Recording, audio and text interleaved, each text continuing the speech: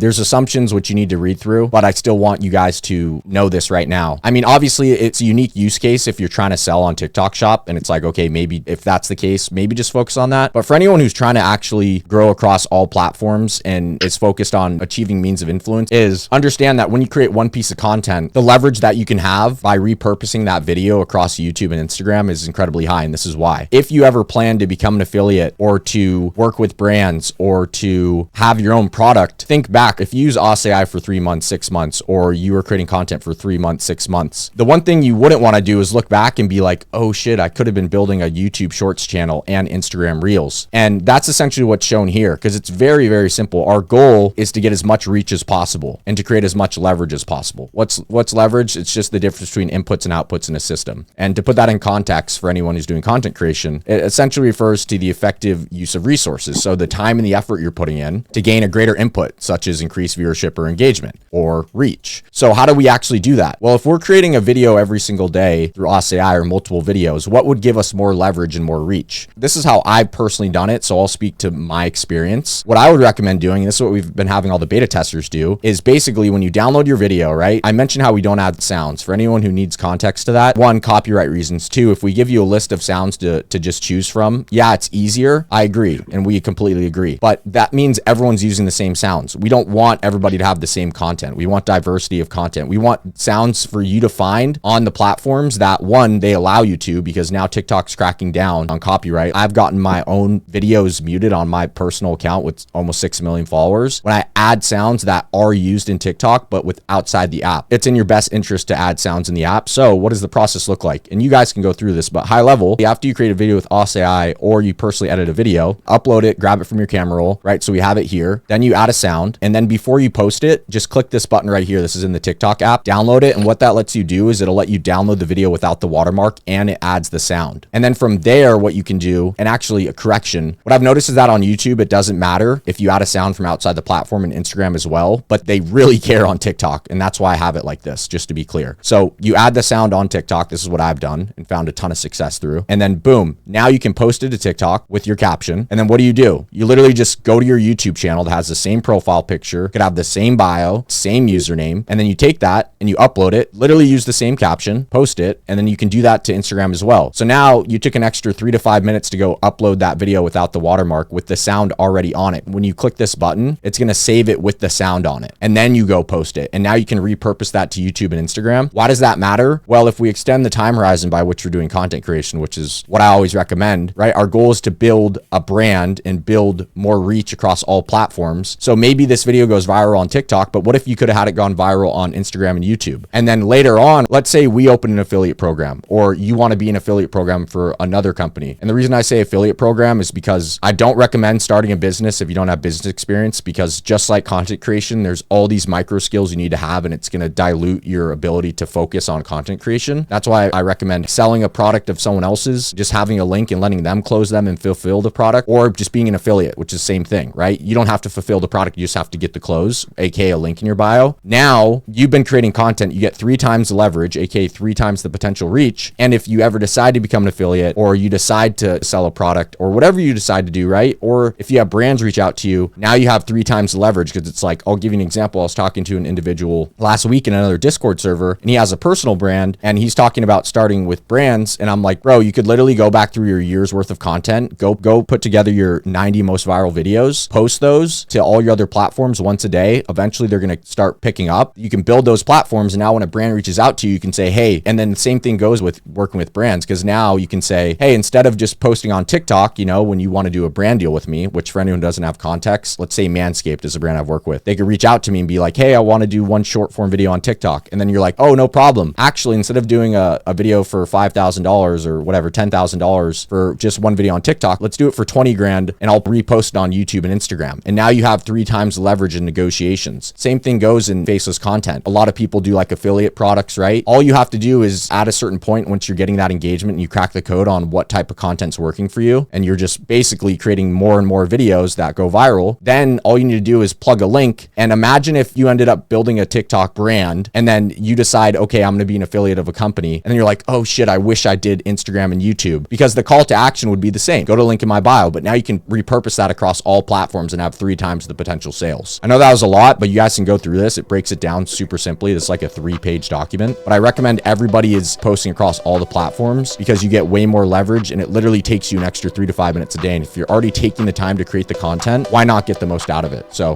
wanted to share that. Great insight. Awesome. That's really helpful, man. No worries, bro.